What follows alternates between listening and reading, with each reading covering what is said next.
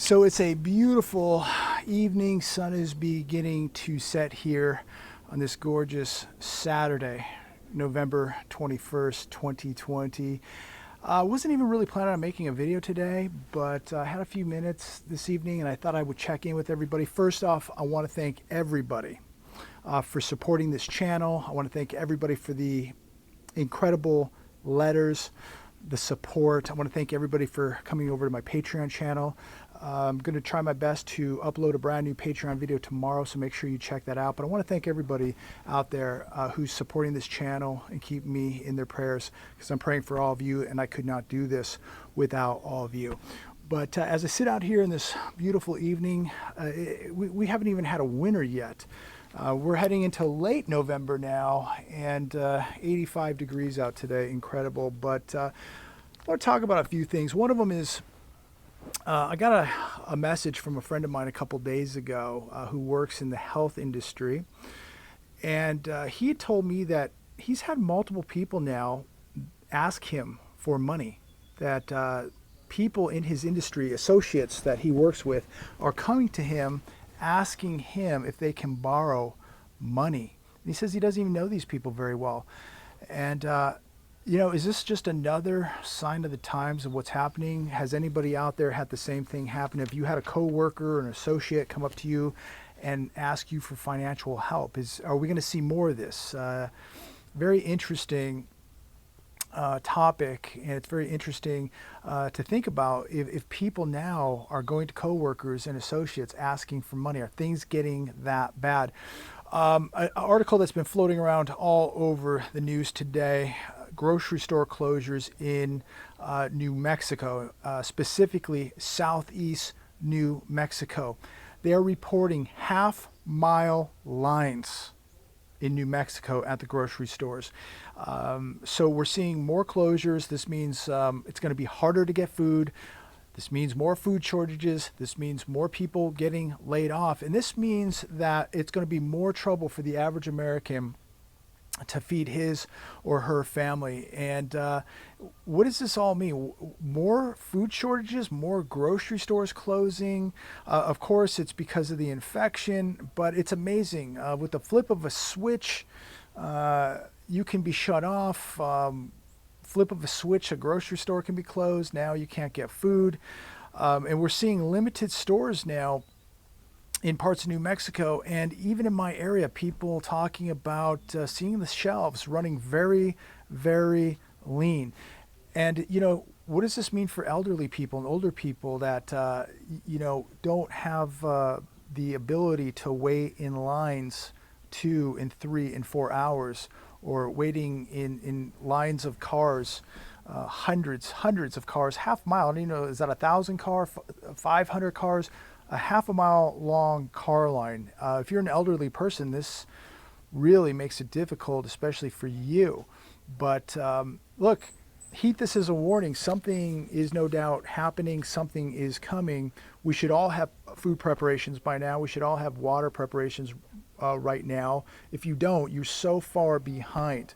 But to the people out there that do, keep doing what you're doing. Keep adding to your preparations. I don't think you can ever have enough food or water, so keep doing what you are doing. You know, if things don't improve drastically in 2021, there's going to be a lot of new homeless people here in America. People are exhausting their state benefits, and many are beginning to get very, very concerned, very, very scared, especially people with children. People are exhausting those state benefits. They're exhausting their savings. They're exhausting their retirements just to stay alive right now. 12 million workers will see their CARES Act benefits expire December 16th. 4.4 million workers will exhaust them before that date. So that's going to be 16.5 million people in total in the month of December that will be exhausting their CARES Act if they do not get some kind of government help. And as I'm reading what's happening, people running out of money, they're exhausting their benefits, they're exhausting their savings, mile-long food lines at these food banks, now half-mile lines in New Mexico at the grocery stores. So as we're watching food shortages and we're watching 2 mile car lines at the food banks, as we're watching grocery stores closing in New Mexico, half-mile lines, as we're watching people exhaust their life savings, exhaust their retirements just to hang on. While all that's going on, very interesting article today in the Daily Mail. It's titled "In and Out in 14 Hours!" Exclamation point. Burger chain opens in first 2 Colorado outlets, leading to fights and epic lines as couple joke it's quicker to drive to California. Now, In and Out is a California hamburger chain. And first off, let me tell you, very good service. They always get the order right. They're very professional, very, very clean joint. But look, the hamburger, and look, I grew up in Chicago. I love food. But I will tell you, the hamburger, and maybe a 7. It's always fresh. It's good, okay? But it's nothing incredible. I just do not understand this cult following that In-N-Out has. But I mean, the ones by my house, and I go there every couple weeks, maybe every 3 weeks, 4 weeks, whatever. But the lines are insane. And now they've opened up a couple restaurants in Colorado. 14 hours. I don't care how good the hamburger is. Look, like I said, I'm not knocking In-N-Out. They give a very good product, good service, very clean restaurant. But it's a 7. It's a 7. It's a 7 as far as a hamburger. But now people are waiting 14 hours for that hamburger in Colorado, getting in fights. This is America today, ladies and gentlemen, and this is where people's priorities are. Waiting 14 hours for a hamburger. And again, I don't care if it's a 10.5. There's no hamburger worth waiting 14 hours for. But it's just pure insanity what we're seeing take place here in America. But these same people who wait 14 hours for a hamburger, these are the same people that are stocking up on toilet paper. These are the people who have no idea what is really happening. They have no idea what the price of an ounce of gold is today, an ounce of silver, a barrel of oil. They have no idea how unfunded their pensions are. They don't know anything. Again, they're the same people waiting in the lines at Costco for toilet paper because toilet paper is apparently going to save their lives. And this is really one of my real worries, that we have so many people that are just so misled, so zombified, just so blind to what's going on. And as this collapse deepens, and here we are, we've got this massive infection. You can believe it, not believe it, whatever, but we have this massive infection going on. We have a depression now in America, and people are waiting 14 hours for a hamburger. People are getting in fights. I watched a video of these people getting in fights over a hamburger. Could you imagine what is going to happen in this country when those food lines go from 2 miles to 10 miles to 20 miles to there just being no food, when you just cannot get food? Can you imagine when this fake stock market crashes and people get wiped out because their pensions, oh, well, I'm not in the stock market. I'm not in the stock market, so I don't have to worry. No, you do have to worry, because more than likely your pension and your 401k is in the stock market, right? So when the stock market goes, you can say goodbye to your 401k. You can say goodbye to your IRA. You can say goodbye to your pensions. And you look at what people are doing right now to prepare. They're waiting in line 14 hours for a hamburger. They're getting in fights over a hamburger. That's not even a great hamburger, in my opinion. But imagine what you're going to see when this economy breaks loose, when people cannot feed their families, when they've lost their pensions, they've lost all their savings, they lost their 401ks. There's just nothing left to lose. So as Gerald Celente says, they will just lose it. And again, when I watch clips of people fighting over hamburgers and I read articles that people are waiting 14 hours for a hamburger, wow. This is where we're heading, is completely unavoidable, ladies and gentlemen. Nevada facing double bind of rising cases, limping economy. Nevada, big trouble. Cases surging out there. Unemployment surging out there. It's a real big problem out there in Nevada. 13% unemployment right now in Nevada, and I would say it's probably double that. You cannot believe these numbers any longer from the government. You cannot believe these statistics, the unemployment numbers, the jobless claims. You just can't believe any of this. I would probably bet that the unemployment in Nevada is probably 25, 26%, without a doubt. But, just think about what's going to happen to places like Nevada, what's going to happen to places like San Francisco, New York, what's going to happen. Areas that depend so much on tourism, leisure and hospitality. So many areas, so many parts of this economy depend on leisure and hospitality and tourism. Southern California, Disneyland, Knott's Berry Farms, SeaWorld, all of it closed. This supports the Orange County economy, the San Diego County economy. So many people dependent on work, and so many people that not just work at those theme parks, but so many people that are interconnected: delivery drivers, truck drivers, food preparations, restaurants, hotels, resorts, Lyft and Uber drivers, taxi drivers, airlines, you name it. Everything is so connected and dependent on leisure and hospitality. Really going to be I believe, a very, very horrific 2021. We're going to see huge ramifications in 2021 from what's happening in this economy right now. We have not even begun to see the fallout from all these business closures, the 100,000+ businesses that are permanently closed.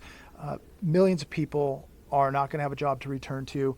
And now we're seeing the economy shutting down again. And this is going to be a nail in the coffin for so many businesses, especially small and medium. CNBC, I was reading this today, $20,000 in credit card debt and a negative bank account, the cost of one woman's wait for unemployment benefits during this crisis. She's trying right now, this woman, Jeanne Flynn from New Jersey, lost her job at a restaurant there. She's trying to get back $14,000 in back pay from unemployment. So she's just one of many. What is she going to do? What are these people going to do? And what is going to happen to these people eventually? And what is this going to do to people's credit, as they're never going to be able to pay back this credit card debt? Many people not going to be able to pay back their school loans. Many people not going to be able to pay back their auto loans. 4 million homes in forbearance. Millions are not going to pay those mortgages back. And the rental apocalypse here in America that we're seeing, it's inevitable that we're going to see a catastrophe take place in our rental markets here in America. Guys, this is really, really getting out of control, and it should concern every one of you. If you have a job today, if you have an income and everything is going well, and you think that this isn't going to affect you, you better wake up, because this is going to affect everybody in this country. Whether you're in the stock market or not in the stock market, these markets, when they crash, are going to affect you. When people are millions going homeless in America, this is going to affect you. This is going to be a huge, huge problem socially and economically here in America. We cannot have millions of people not working. We cannot have millions of people sleeping on the streets of America. We cannot have millions of people starving in America. What's going to boom in America is poverty. Poverty, that's going to be booming. Homelessness, that's going to be booming. And there's people out there that just think because they have a job today and everything's okay, that it's not going to affect them. Let me tell you, you could lose your job tomorrow. Nobody is bulletproof here, okay? Nobody is immune from what's happening. A lot of people who believe that they're immune from all this and that nothing bad's going to happen to them, many of them are going to lose their jobs. Many of them. We're seeing record numbers of young adults moving back with their families. I mean, guys, look at what's happening right now. As we're seeing the stock market at near all-time highs right now, we're seeing young adult Americans moving back home. 52% of young adults now live back home. We've got $1 trillion plus of student loan debt, about $1 trillion of credit card debt. We've got 4 million homes in forbearance. We've got, 10, 12 million people in rental moratoriums, and they all have families. So that could be 40, 50 million people that could be forced to an eviction. And of course, we got an economy that is shutting down again, and we've had an economy over the last 9 months that has never even officially totally reopened because so many states were not open 100%, like the one I'm in right now. But take a look at what's going on. Do you really think things are going to get better? And this housing bubble that continues to melt up, it makes no sense to me whatsoever. 40, 50 million people out of work, an economy shut down, 52% of young Americans living at home, record debt across the board, and yet we've got record home sales. I don't even know if I can believe the numbers anymore. But the fact of the matter will be that the housing bubble will burst. It will be the worst we've ever seen. And, to people out there buying homes in this massive bubble, I wish you the best of luck. Me personally, I'm saving money. I'm purchasing assets, and I'm sitting back and being patient because I'm going to scoop up a lot of this stuff at a huge discount, including stocks, including real estate. Everything, in my opinion, is going to be going on sale. And just think, we haven't had a correction now in 12 years. The debt has about tripled over the last 10, 12 years. And now we have a closing economy, a closing global economy. And you think that the housing market is going to just continue in la la land? Wish you the best.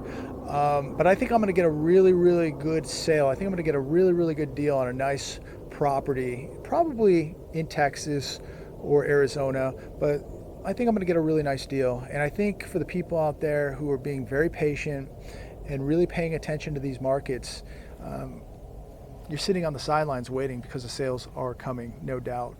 But let everybody buy real estate at these bubbles because I believe we're going to capitalize when these bubbles burst. I will be back into the stock market at some point. Right now, all I'm buying is mining stocks. But at some point, I'll be buying a lot more than mining stocks. I'll be cashing them all in and buying a lot of other stocks because these stocks are going to be pennies on the dollar, just like land will be pennies on the dollar, just like homes will be pennies on the dollar. What we saw in 2008 is going to be no comparison to what is about to happen. Look, it might be a year away. It could be 2 years away. It could be 2 months away. Nobody really knows. But in the meantime, keep your powder dry. Keep stockpiling money and assets and paying attention to what's going on here because we're going to see some huge changes coming to America here politically, socially, and economically. But to these people out here that continue to spend money like it's water, believing that they're immune from this economy, immune from these markets, immune from these bubbles bursting, they're going to learn a very, very, very valuable lesson. Have a phenomenal weekend. God bless all of you. Thanks for tuning in. We'll talk very, very soon.